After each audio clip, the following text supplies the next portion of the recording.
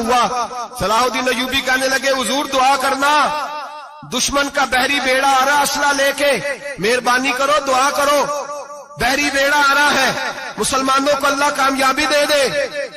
بابا جی کہنے لگے اللہ اکبر، وہ تو بیڑا غرق ہو گیا ہے، وہ تو بیڑا غرق ہو گیا ہے، وہ تو ڈوب گیا ہے، اللہ اکبر وہ تو ڈوب گیا ہے، اللہ اکبر وہ تو تباہ ہو گیا، اللہ اکبر وہ تو نیست و نابود ہو گیا، اللہ اکبر وہ تو ختم ہو گیا۔ صلاح الدین ایوبی کہنے لگے بابا کچھ مجھے بھی بتا دے کہاں ڈوب گیا ہے، کہاں غرق ہو گیا ہے، کہاں تباہ ہو گیا ہے۔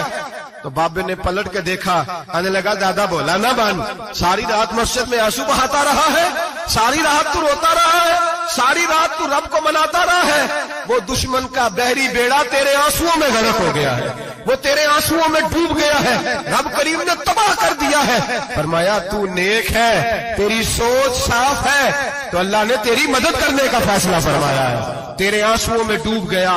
او بھائی ہمیں دعا کی لذت نہیں رہی، قسم اللہ کی دعا کی لذت نہیں رہی، ہم سجدوں میں روتے نہیں، ہمارا وہ کیف بک چھین کے لے گیا ہے۔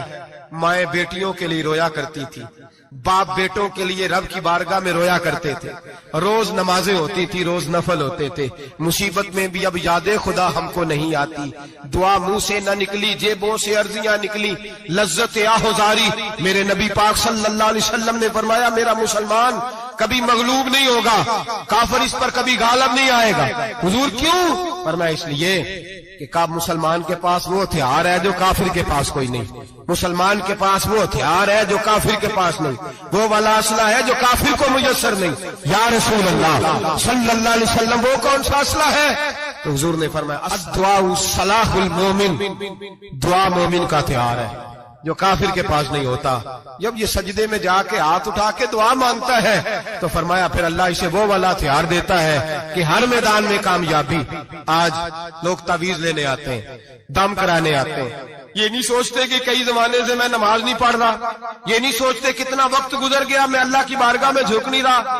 اور آپ اگر ان سے کہیں نا جاؤ گھر جا کے سورہ بقرہ پڑھو تو کہتے ہیں نہیں دم کرے۔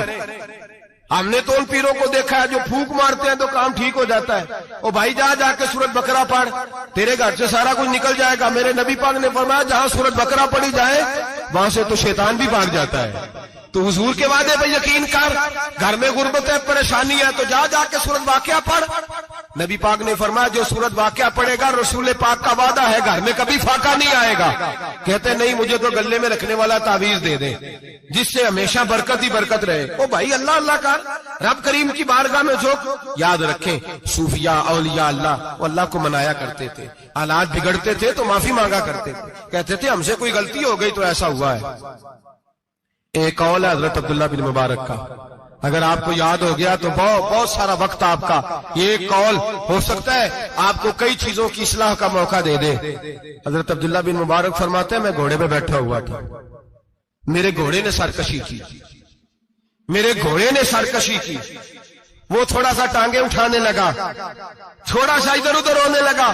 حضرت عبداللہ بن مبارک فرماتے ہیں میرا گھوڑا میری بات نہیں مانتا تھا، میرے مرید میرے شاگرد ساتھ تھے، مرید کہتے ہیں حضرت فوراً گھوڑے سے اترے اور اتر کر کے فوراً اللہ کی بارگاہ میں جھک گئے، نماز پڑھی، نفل پڑھے، رونے لگے، استغفار پڑھنے لگے۔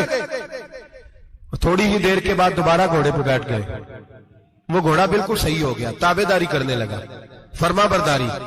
حضرت سفر پہ جانے لگے تو مریدوں شاگردوں نے پکڑ لیا، کہا حضور بتلائیے ہوا کیا؟ آپ فرمانے لگے میری زندگی کا تجربہ ہے، میرے جانوروں سے